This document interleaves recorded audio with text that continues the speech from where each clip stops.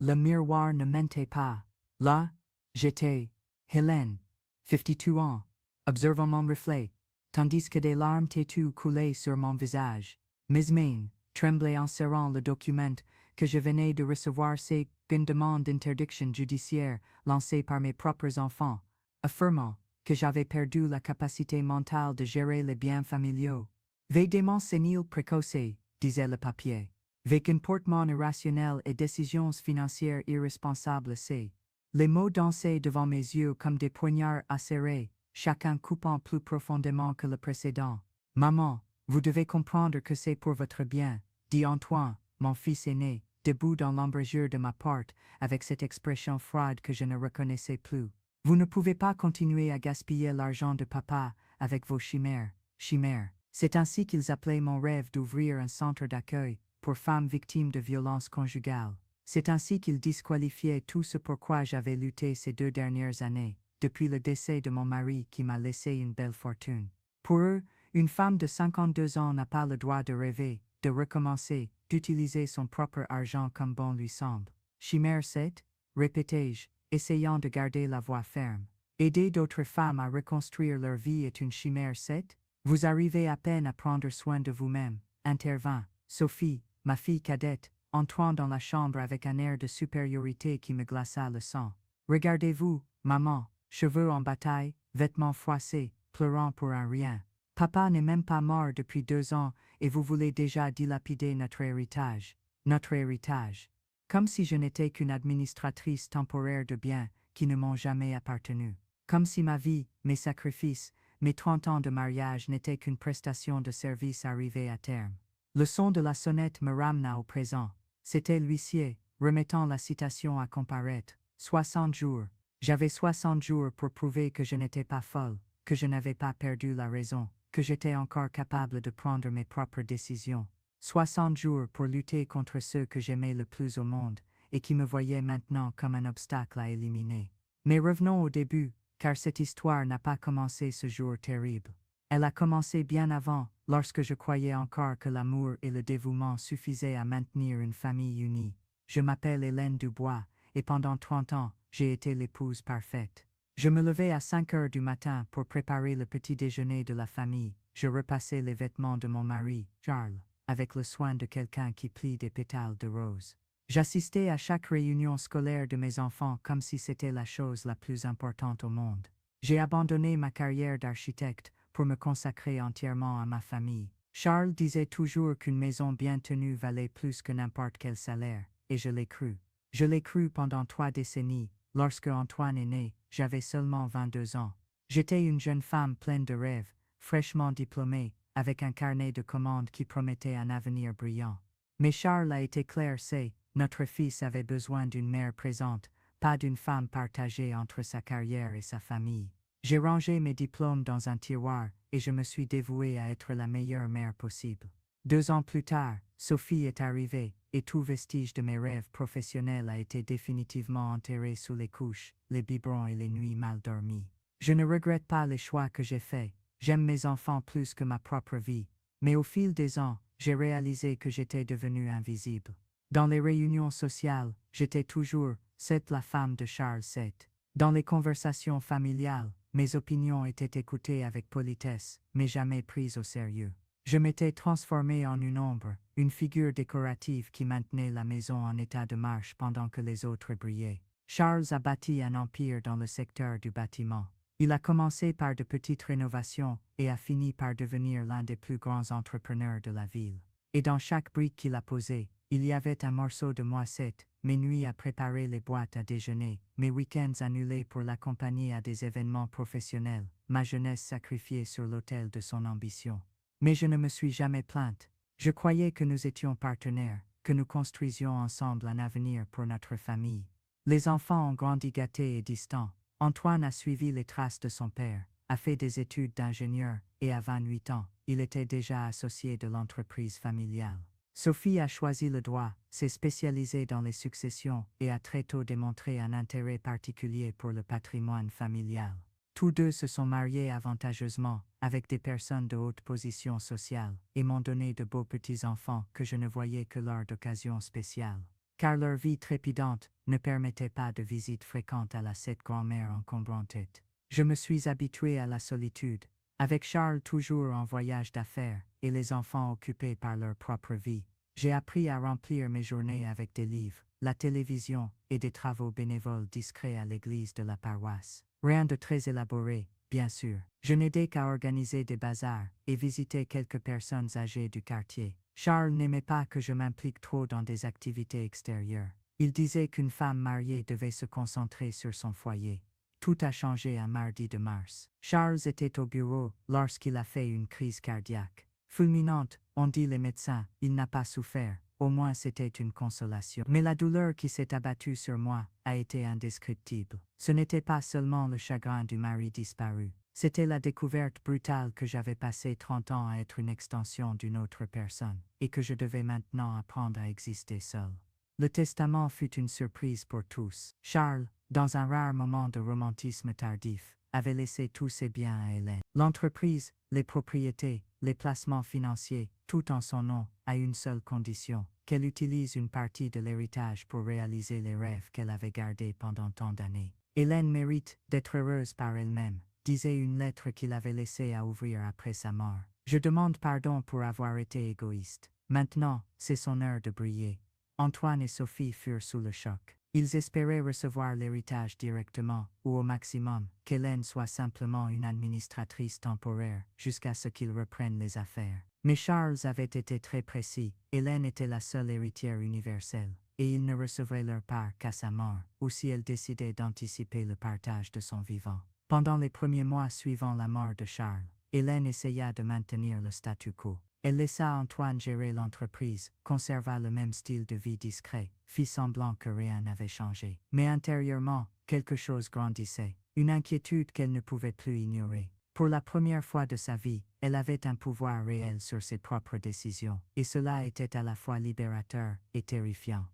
Ce fut par un après-midi pluvieux, en feuilletant le journal, qu'elle vit l'article qui allait changer sa vie. Un article sur le féminicide montrait la photo d'une jeune femme de 25 ans qui avait été assassinée par son ex-mari. Elle avait cherché de l'aide à plusieurs reprises, mais n'avait pas trouvé suffisamment de soutien pour sortir du cycle de violence. L'histoire la toucha profondément, peut-être parce qu'elle-même savait ce que c'était que de vivre sous le contrôle absolu d'une autre personne, même de manière subtile et déguisée en amour.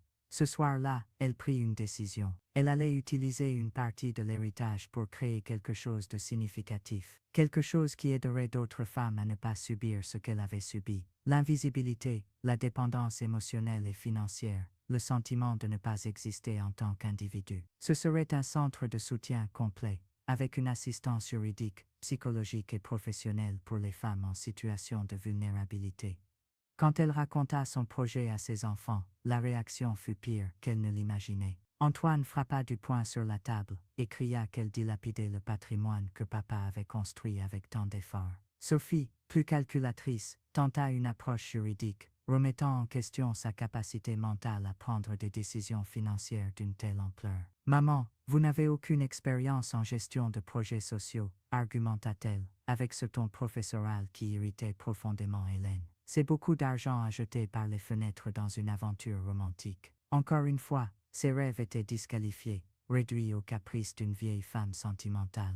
Mais elle n'abandonna pas. Elle commença à étudier, à s'informer, à chercher des conseils auprès de professionnels spécialisés. Elle découvrit qu'il existait tout un univers d'organisations sociales, de femmes courageuses qui dédiaient leur vie à des causes importantes. Elle rencontra Marianne, une psychologue qui travaillait avec les victimes de violences domestiques, et elle devint sa première partenaire dans ce projet. Elle se rapprocha également de Madame Antoinette, une avocate retraitée de 70 ans qui offrait encore des consultations gratuites aux femmes démunies. Ces femmes lui montrèrent qu'il était possible de recommencer à n'importe quel âge, qu'il n'est jamais trop tard pour découvrir sa véritable vocation. Avec elle, elle apprit que son expérience de vie, aussi douloureuse soit-elle, pouvait être transformée en force pour aider les autres. Elle commença petit. Elle loua une maison simple dans le centre-ville et engagea une petite équipe. Le centre Hélène d'aide aux femmes naquit modestement, mais avec beaucoup d'amour et de détermination. Dans les premiers mois, elles accueillirent peu de personnes, mais chaque histoire qu'elle entendait renforçait sa conviction qu'elle était sur le bon chemin. Elle se souvient particulièrement de Jessica, une jeune femme de 19 ans qui arriva au centre le visage tuméfié et portant un bébé de quelques mois. Son mari, toxicomane, avait perdu son emploi et se défoulait en la frappant. Elle n'avait nulle part où aller, car sa famille s'était éloignée lorsqu'elle s'était mariée contre la volonté de ses parents. « Je ne sais rien faire, Madame Hélène, pleurait-elle. Je n'ai fait que 2 ans de lycée. Comment vais-je subvenir aux besoins de ma fille seule ?» Elles passèrent des semaines à travailler son estime de soi, l'inscrivirent à un cours de formation professionnelle en manucure et pédicure, et leur avocate l'aida à obtenir une ordonnance de protection contre son agresseur. 6 mois plus tard, Jessica avait ouvert son propre petit salon à domicile et parvenait à subvenir à ses besoins. Quand elle retourna au centre pour les remercier, en amenant sa petite fille rieuse et dodue, Hélène sut qu'elle avait trouvé son véritable but dans la vie. Mais plus elle s'épanouissait dans son travail social, plus ses enfants s'éloignaient. Les visites de bonnes rares, étendues. Quand ils venaient, c'était toujours pour remettre en question ses dépenses, pour suggérer qu'elle était exploitée par les profiteurs qui profitaient de sa bonne volonté naïve. Le coup de grâce arriva lorsqu'elle décida d'agrandir le projet. Elle acheta un terrain plus grand et prévoyait de construire un centre plus complet, avec des dortoirs pour héberger temporairement les femmes en situation de risque. L'investissement serait important, environ 2 millions d'euros, mais elle disposait de ressources suffisantes et de la certitude que ce serait l'héritage qu'elle souhaiterait laisser au monde. C'est alors qu'Antoine et Sophie décidèrent d'agir. Au début, ils essayèrent de la convaincre par le biais de conversations familiales. Ils organisèrent des déjeuners dominicaux où, entre l'apéritif et le dessert, ils la bombardaient d'arguments sur l'irresponsabilité de ses dépenses. Ils amenèrent leur conjoint pour renforcer le cœur. Hélène perdait la raison. Hélène était manipulée par des personnes intéressées. Hélène allait laisser la famille dans le besoin. « Maman, vous avez déjà donné plus de 500 000 euros pour ce projet, » dit Sophie à l'une de ces occasions, agitant un dossier plein d'extraits de comptes. « Papa s'est tué au travail pour réunir cet argent, et vous le jetez par les fenêtres. »« Je ne jette rien, » répondis-je, essayant de garder mon calme. « J'investis dans quelque chose que je considère important. » « Important pour qui ? Pour ces femmes que vous ne connaissez même pas, et vos enfants, ils ne sont pas importants. Vos petits-enfants ne méritent-ils pas un avenir garanti ? » La manipulation émotionnelle était subtile mais constante. Ils savaient exactement où toucher pour me faire sentir coupable. Ils utilisaient le souvenir de mon père, l'avenir des petits-enfants, ma supposée naïveté, n'importe quel argument susceptible d'ébranler ma détermination. Quand ils ont réalisé que la pression psychologique ne fonctionnait pas, ils sont passés à des mesures plus drastiques. Ils ont commencé à répandre parmi les parents et les amis que je souffrais d'une dépression profonde, que j'avais perdu le sens de la réalité après la mort de Charles. Certaines personnes proches ont commencé à me regarder avec cette expression de pitié mêlée d'inquiétude, comme si j'étais une pauvre femme qui avait besoin d'être protégée d'elle-même. Si vous connaissez des situations comme la mienne, si vous vous identifiez à ce combat, n'hésitez pas à vous abonner à la chaîne. Des milliers de femmes vivent des situations similaires et ensemble nous sommes plus fortes pour faire face à toutes les adversités. La situation s'est détériorée lorsque Sophie a découvert que je sortais avec quelqu'un. Oui, à 52 ans, j'étais tombée amoureuse à nouveau. Robert était veuf comme moi, il avait 55 ans, était professeur retraité et bénévole dans le même projet social. Nous nous sommes rencontrés lors d'une réunion sur les politiques publiques pour les femmes, et l'affinité a été immédiate. Il était gentil, intellectuel, respectait mon indépendance et soutenait totalement mon travail au centre. Pour mes enfants, c'était la preuve définitive que j'avais complètement perdu la tête. « Vous vous faites avoir, maman, » dit Antoine, rouge de colère. « Cet homme n'est intéressé que par votre argent. Comment ne le voyez-vous pas ? Robert a une situation financière stable, répondis-je. Il ne connaît même pas l'étendue exacte de mon patrimoine. Bien sûr qu'il le sait, cria Sophie. Tout le monde en ville sait que vous avez hérité d'une fortune. Cet opportuniste doit se réjouir à l'idée de mettre la main sur notre héritage. Toujours notre héritage, jamais mon argent, ma vie,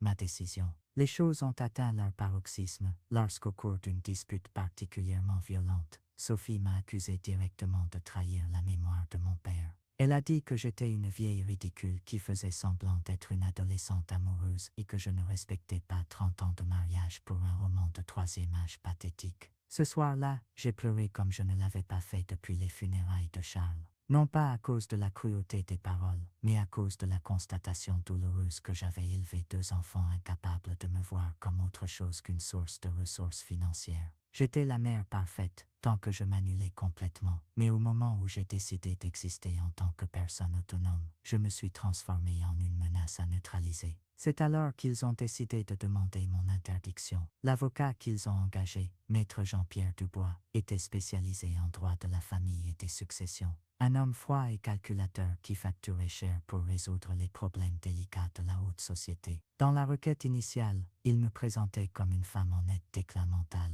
qui avait développé un comportement compulsif de don et était sous influence négative de tiers intéressés par sa fortune. Ils ont joint des relevés bancaires montrant les investissements dans le centre social, des photos de moi lors d'événements du projet qu'ils interprétaient comme une exposition vexatoire inappropriée pour une veuve en deuil, et même des témoignages de parents éloignés qui confirmaient mon changement de comportement inquiétant au cours des 2 dernières années. Le coup le plus bas a été lorsqu'ils ont découvert que Sophie avait engagé un détective privé pour me suivre. Il y avait des photos de moi avec Robert, des rapports détaillés sur nos sorties, et même des enregistrements de conversations téléphoniques obtenus illégalement. Ils étaient en train de constituer un dossier complet pour prouver que j'étais une femme déséquilibrée, facilement manipulable et incapable de gérer sa propre vie. Lorsque j'ai reçu la citation à comparaître, j'ai senti que le monde s'effondrait sur ma tête. Me voilà, à 52 ans, devant prouver à un juge que je n'avais pas perdu la raison, que j'avais le droit d'utiliser mon propre argent comme bon me semblait, que je pouvais retomber amoureuse sans que cela ne signifie démence sénile. Le plus douloureux était de réaliser que mes propres enfants, les personnes que j'avais aimées et soignées par-dessus tout dans la vie, étaient capables d'une telle cruauté. Ils ne se souciaient pas de mon bonheur ou de mon bien-être. Ce qui les motivait, c'était la pure et simple cupidité, déguisée en préoccupation filiale. Dans les jours qui ont suivi la réception de la citation à comparaître, je suis tombé dans une profonde dépression. Je remettais en question chaque décision que j'avais prise, chaque centime investi dans le projet social, chaque moment de bonheur auprès de Robert. Aurait-il raison? Avais-je vraiment perdu le sens de la réalité? C'est Marianne qui m'a sorti de ce trou émotionnel. Elle est apparue chez moi un après-midi et m'a trouvé encore en pyjama, pleurant sur le canapé du salon. « Hélène, vous allez m'écouter attentivement, dit-elle en s'asseyant à côté de moi. Je vous connais depuis plus d'1 an, j'ai travaillé avec vous quotidiennement, j'ai vu vos décisions, vos réflexions, votre affection pour chaque femme qui passe par le centre. Vous êtes la personne la plus lucide et la plus sensée que je connaisse. Et savez-vous pourquoi vos enfants font ça? Parce que vous avez quitté votre rôle de mère dévouée et êtes devenue une femme puissante. Cela les effraie. Elle avait raison. Pendant 30 ans, j'avais été prévisible, contrôlable, invisible. Maintenant, pour la première fois, je prenais des décisions par moi-même. Je suivais mes instincts. Je construisais quelque chose de mes propres mains. Et cela représentait une menace pour l'ordre établi, où je devais être seulement la gardienne d'un héritage qui un jour leur reviendrait intégralement. Mais et si je perds en justice? Demandai-je, encore incertaine. Vous ne perdrez pas, dit Madame Dubois, qui était arrivée peu de temps après Marianne.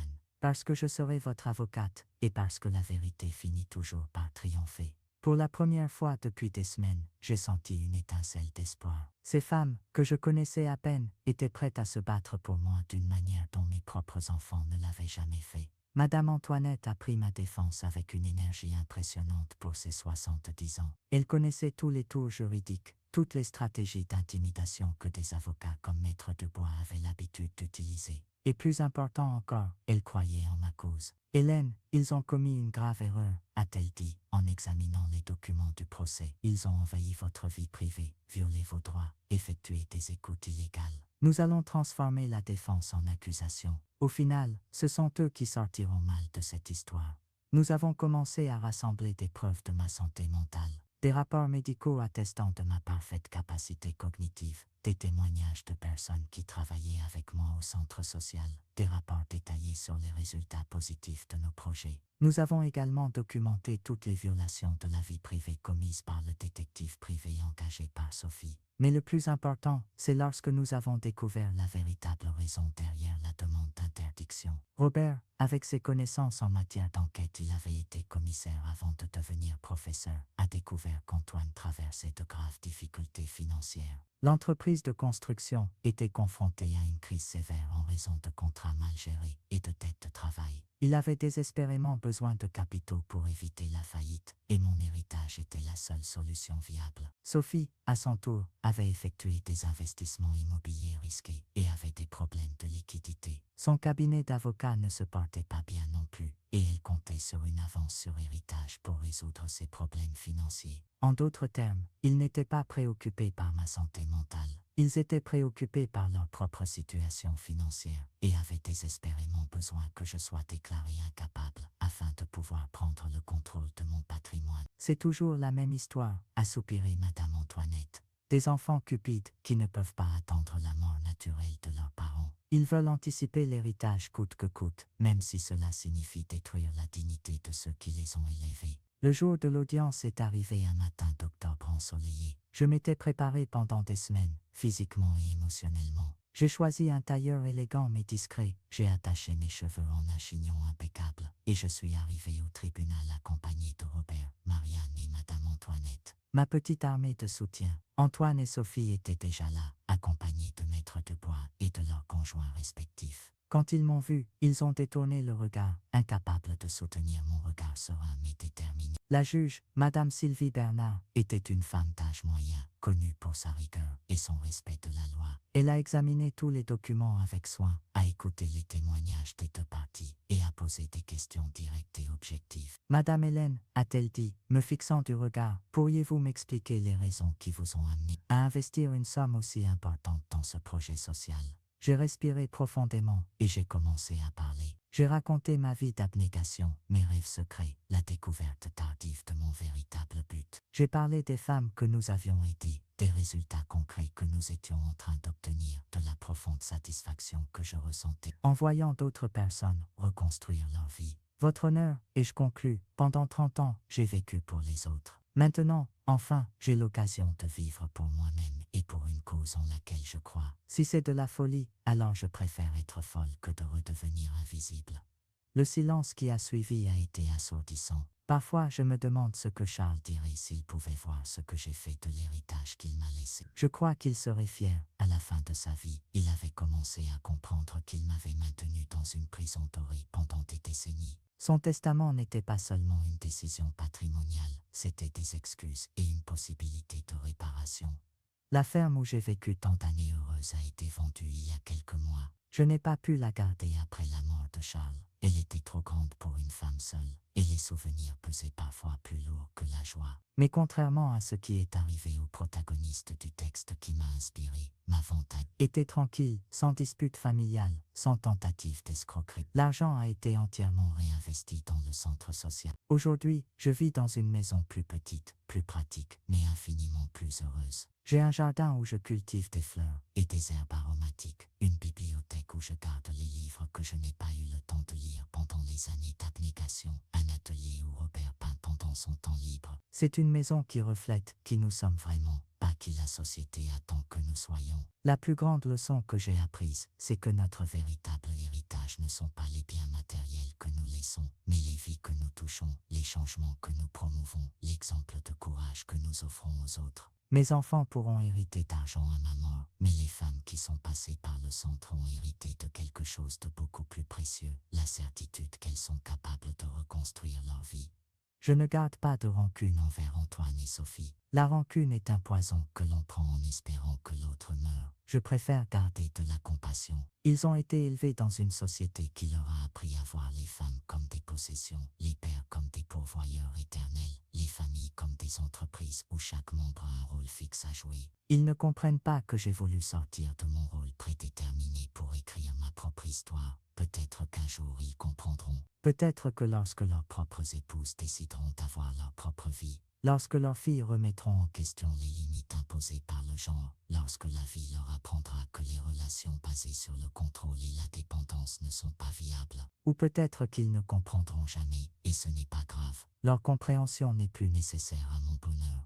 Ceci est mon histoire de libération tardive, de découverte de sa propre force, de transformation de la douleur en but. C'est aussi l'histoire de milliers de femmes qui, comme moi, ont découvert qu'il n'est jamais trop tard pour recommencer. Pour être vraiment libre, pour écrire sa propre fin. Si vous lisez ceci et que vous vous reconnaissez dans mon parcours, sachez que vous n'êtes pas seul. Sachez que votre vie a une valeur propre, indépendamment du rôle que vous jouez dans la vie des autres. Sachez que vos rêves sont valables à tout âge, que votre bonheur compte, que vous méritez le respect et la reconnaissance. Le silence imposé peut être brisé. L'invisibilité peut être défaite. La force que vous cherchez est déjà en vous, attendant seulement le moment propice pour émerger. Et ce moment est maintenant, toujours maintenant.